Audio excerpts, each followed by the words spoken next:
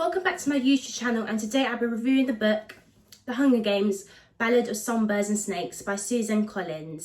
So the first thing when reading this book that I find kind of interesting was the world building.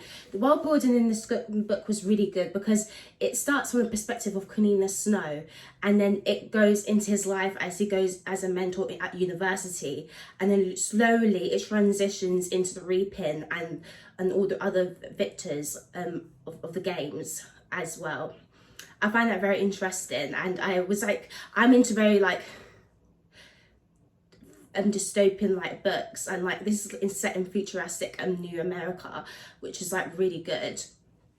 What I liked about this book in particular is like you get both sides from both Cornelia Snow and both from Lucy Gray, so you get a bit from his perspective and her perspective, but through third person, so you get a sense of the world and how they're feeling. But the one thing that about this book in particular is very like dark. There's like a dark side to this book, like the reason why the games were created to punish the districts. And you don't know that when reading all the other original Hunger Games book until you read this book, the prequel. And when reading this book, I was in the beginning thinking like, Cornelia Snow, he is actually a very humble man, and he's very kind to Lucy Gray, and compared to all the other mentors, he goes out his way to like help her. Like in particular, you have to remember in the book it includes that food is a weapon in the districts, and this isn't seen in other books. Like food, which is given to other districts, is given throughout the Hunger Games series, but in the prequel you get a sense of the meaning of why food is a weapon. And what I found really interesting, he goes from humble to being kind, and then there's sort of like a love relationship that develops between them even more. And what is interesting is both of this is the quotations that they use repetitively, Gem of Panem, and the songs that Lucy Gray sings, which is a sign of rebellion against the districts, in particular District 12. And what I really liked about the book, it's dark, but it like what I find interesting, it gets darker as you go towards the end. In the beginning there's like a light side to it, and there's the dark side is when Lucy Gray gets into the Hunger Games and she gets selected and she ends up singing as a sign that her strength is shown, and a sign that at the same time she won't be put down by people from the other districts, and mainly Panem. And in particular as well, what I find is like as you go into the book and the relationship develops even more, it turns even more darker. As soon as Lucy Gray disappears, we see another side to Cornelia Snow. We see that in him, that mystery has made him turn into a villain, and mystery has a way of turning people mad. And in particular, you have to also remember when reading this book is that as the mystery turns even more mad, he slowly transitions to villain. And there's sort of foreshadowing in the book. The main foreshadowing in the book is like one of the lecturers said that he's a good gamekeeper in the future, and in particular because he said he's very good at playing games, and this is very important in the Hunger Games, especially Ballad, Songbirds and Snakes. When Lucy Gray goes into the arena, she's very unsure. She doesn't know what to do to defend herself, and she becomes starving of food, and she needs food to give her energy and to give her strength to tackle and fight the other victors and fight the other people from the districts. And what I find as well when reading the book, as you can tell, it's like in the book, what I find is like at first there were some bits that stood out to me when reading the book. Like I felt like I was the main character in reading it. There was some bits when I was like, okay, whoa. Like there's a bit when he said when he transformed into a rebel and he went to District 12, and he says like, oh, he needs to go to District 12 and be a rebel, because if he goes to other districts he'd be gone and forgotten. That's like being dead.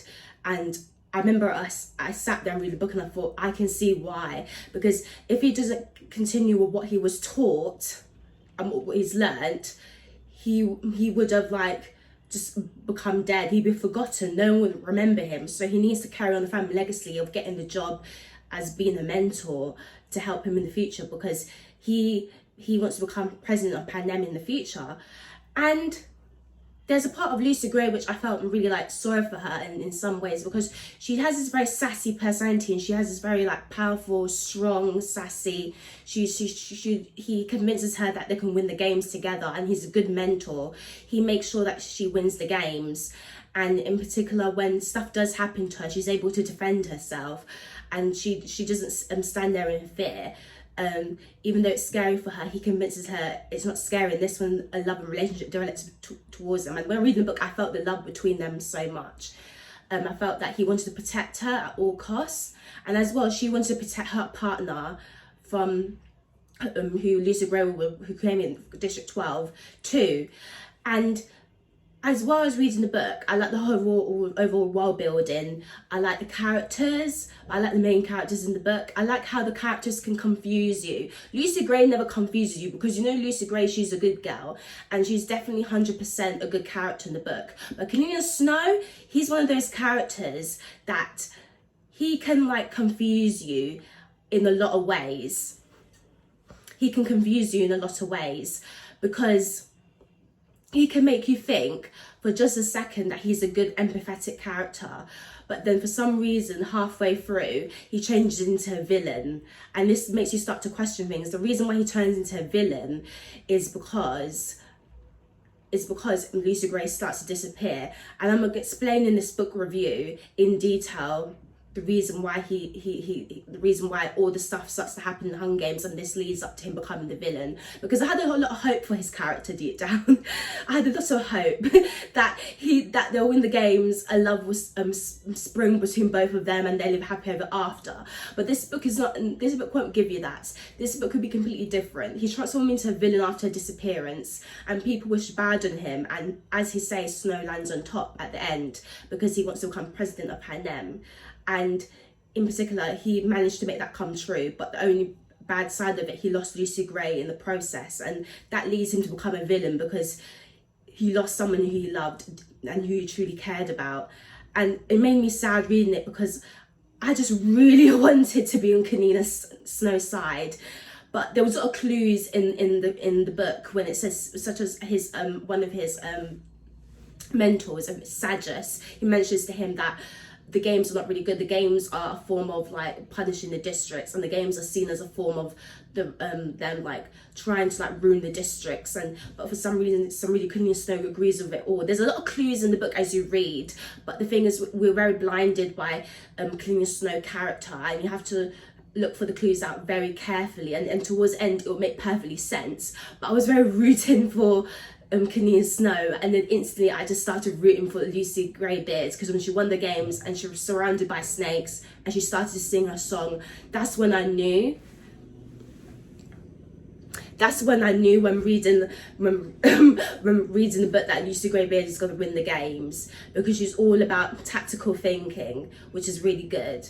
And her voice is her weapon, and her voice is a sign that, like, imagine you being ripped away from your home and forced to fight in the games, and no one hasn't told you how to fight or anything. She is singing is what she knows in her District 12. That's what she's been brought up with, and that's her memory. So she had to use singing as her weapon and as her power to show that there's strength and that her district is strong. Like, it's sad when you think about it, because when reading the book, I felt like I wanted to put myself in those shoes of those characters, and I wanted, because it's a very dark world, but it's very clouded by Panem and its victory of the 10th Hunger Games, but it's a very dark world they live in, a dark side to Panem, which all these mentors at university are someday going to be gamekeepers, and they're going to be the one inflicting punishments upon the districts. And as you more read it, you start to understand why the other Hunger Games book was created. So when reading the book, you have to almost look at it in both sides, not just one side point of view.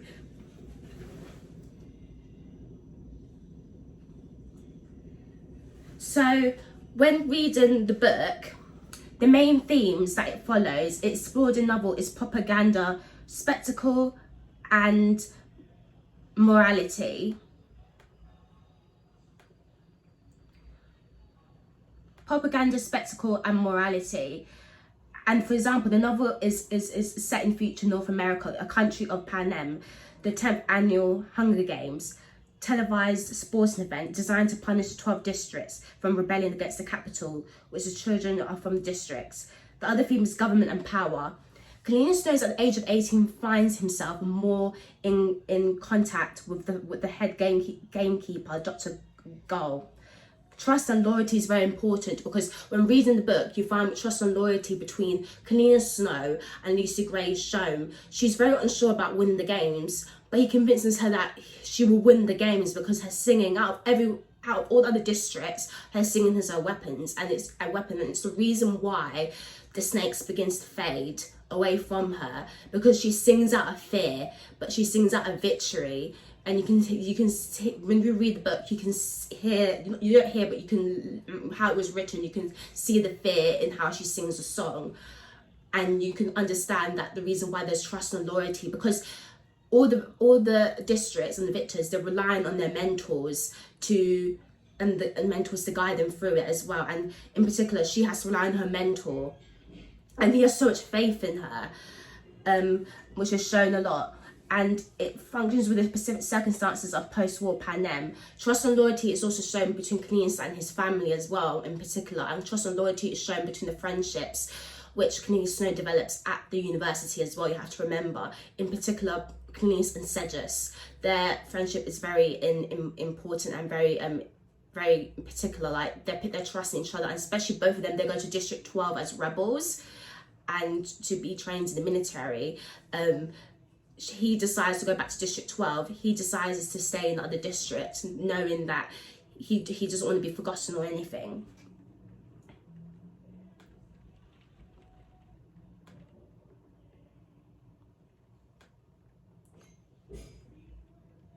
For example, in part 1, the memoir, it says, which stands out in particular, what I noticed from the book, is Lucy Greybeard says, "You can't take my past, you can't take my history, nothing you can take from me worth keeping." And that's shown to her that they can't take anything from District 12. You can't take her past and you can't take her history. She's singing out of the strength, showing that our district is filled with strong people who's willing to stand up for what they believe in. For example,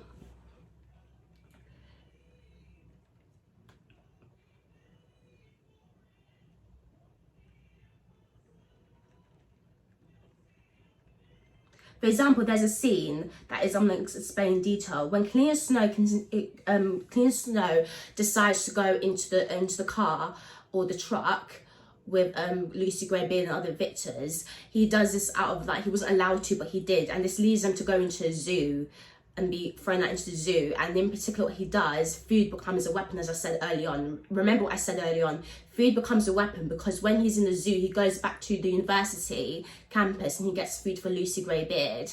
And this helps because she also gives it to other victors as well.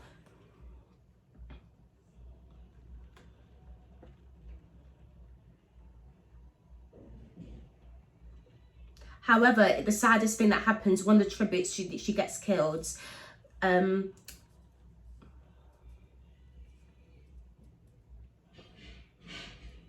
he puts on the idea that Kalina comes with the idea of placing odds on the tributes. He continues to bond with his and his own tribute. She's one of the few who are willing to engage to a serious degree during the interview session. During the later session, Sedges expressed rebellion ideas, but Dr. Gull is inspired by the sandwich move, comes up with the idea of letting people send food into the arena as a way of getting them more involved. And you have to remember, all these ideas that each of these mentors make is placed for the future of Panem and placed for the future of the Hunger Games. Reading the book, you can't have in your mind that this is just, it's almost like a game. It's almost as a game with them. That university is studying how to become a gamekeeper and a mentor. But all of these ideas that they put in place is all seen in the books that you read in the Hunger Games series. And all these clues, there's so many clues in the book. But this is what I love about Suzanne Collins. There's so many clues in the prequel of the book, and you see it so much that when you go back to all the original previous books of Hunger Games, it all makes sense. It all goes together, and you just click on a finger, you're like, yes, that makes sense.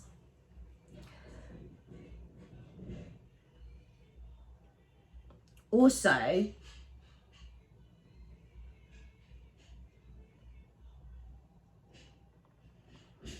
what I find in particular, the ending of the novel,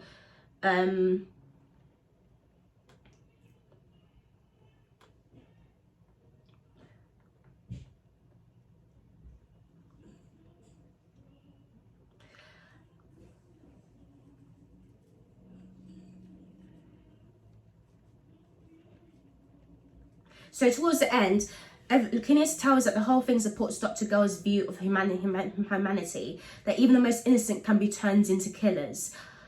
And it's shown in the games, even the most innocent people can kill, because in particular, Phineas, he also kills an innocent person when he goes into Arena one night with Sedgus. He kills him too. He doesn't kill him, but he kills one of the rebels with his own strength, and he's shocked by his strength that he managed to, but he'd done it for his own protection of himself.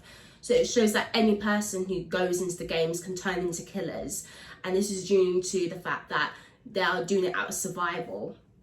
Highbottom asks him if Lucy Gray was sad to see him go. Phineas brushes it off, saying that they were both a little sad, and takes his leave. He reflects that back into District 12. Everyone thinks that the mayor killed Lucy Gray. There's also a new commander of the Peacekeepers who outlawed shows at the pub. As Phineas leads home, he muses that Lucy Gray and the Mockingjays can never leave him again. Mockingjays, this is another clue. This is not a clue, this is a lot of foreshadowing. Remember, a lot of foreshadowing in the book is seen in Lucy Beard, the song, Snow, President Snow, soon to become leader of Panem. Mockingjays, which is used in the Hunger Games Catching Fire. You have to remember that Mockingjays, he used that as a weapon, President Snow and Clean Snow, to almost remind people what can be going on in other districts. And this also is quite terrifying because it's this weapon to frighten people. And he hears that as well when he tries to look for Lucy Gray. He imagines marrying someone he hates, like a fellow mentor Olivia Cardew, someone that can never mismanipulate him. He continued the games when he rules Panem. He smiles at his act of revenge, secretly obtaining rat's poison, using it to poison Highbottom's morphine. He hopes that Highbottom will realise with his last breath that Snow lands on top. So his act of revenge shows that he finally has revenge on Highbottom, who wanted his own downfall as being his mentor. So instead he poisons him with rat poison, and this shows that he has a very dark side to him. All that generosity that you saw in the beginning of the book, and that he cared about Lucy Gray, that soon disappears because he wanted revenge and he wanted to make sure that Snow lands on top, which leads me to think that he could possibly be a narcissistic person, and a good manipulator. He can be very good at getting his own way, especially with Lucy Gray. But his love for Lucy Gray is very convincing when you read the book. My view of Phineas Snow turns into a good guy into a villain. In the beginning of the novel, he was humble, empathetic towards Lucy Gray. Everyone around him, but as soon as he lost Lucy Greybeard, he turns into a villain, which is sad because we could have seen a dynamic between Phineas and Lucy. This book overall is a good book and takes you on an adventure into the future America through sporting event. It explores relationships and loyalties are tested throughout the novel, which is important when reading the book. I enjoyed Lucy Greybeard's character, and however felt sad for Phineas Snow's character as soon turns into a villain in the future novels of Hunger Games. The novel is powerful and represents the turning point of the districts as Phineas Snow starts to become the future president of Panem. It's a very powerful novel because as you read on, it ends with Snow lands on top, and you start to think that now this is the beginning of him becoming president, and this is the beginning of something which is very dangerous, because you have to remember when reading the book that he was a rebel as well before he went into military. So when he was president of Panem and he saw what Katniss Everdeen was doing, in some ways it's very hypocritical because he was a rebel as well, and he was the one who was fighting with the districts. So there's a lot of juxtaposition. It's like this is the juxtaposition that is seen in the book between him being empathetic and the juxtaposition of seeing him being very in villainous nature, and you see that a lot in the book as well. You see the juxtaposition in the characters. Lucy Gray, she disappears, but she still remains herself, but he changes into good guy, into a villain. And juxtaposition in the use of a lot of symbolisms. The symbolisms turns from good to bad, and loyalties turn to disloyalties, which is shown in the book as well. And it remains a mystery because you wonder, how does life carry on when Snow lands on top? Because at the same time, you have to remember, he used to come from a prestigious, wealth family, but now he doesn't anymore. But he becomes president, and soon his family becomes wealthy. And in particular, what I find in this book, what you can take away from this book, in particular, is that when reading this book, you can understand that all of the characters, all of them have intentions and goals. That's the main thing that you have to remember reading this book. This character, Suzanne Collins, she makes it clear that all these characters, there's always intentions and ideas behind every character in the book, and as soon as you understand that concept, as soon as you'll be able to understand the novel. This is how I approach reading most of my books. Always approach what are the characters' intentions, what are they looking for, and how they're looking for, and what the reason why they're looking for, and what goal they're reaching to. This can be and what the plot overall connects to the characters. This can be very easy for you to understand the overall story of the characters and how the characters were developed. I really like the covering of the book, as you can see. Like as towards the end, you see like you're a songbird and you see a snake forming together, and it's very symbolic. And you'll understand as you read this book, these two animals are very symbolic: a snake and a songbird, because a ballad represents a song, and a snake represents the snakes that was put in the arena. So I find that very interesting, and it's also available in motion pictures, which is also available on Amazon now, and Prime Video if you want to watch it as well. And it'll be probably available soon to all the other TV such as Netflix and yeah, so it'd be available to all of that, so you'll be able to purchase the book. But you can also purchase the book as well from many other stores as well. This video is not sponsored, I'm afraid, but I'm just giving you heads up and ideas of what you can do with this book. But my own advice as well is to read the book very slowly and carefully. This is not a book to rush through with. This is a book to take your time and reanalyze the world and really dig deep into the world as you're going on the venture and you're going on a really ride with these characters. So I hope you enjoyed watching this video, and see my next video. Bye.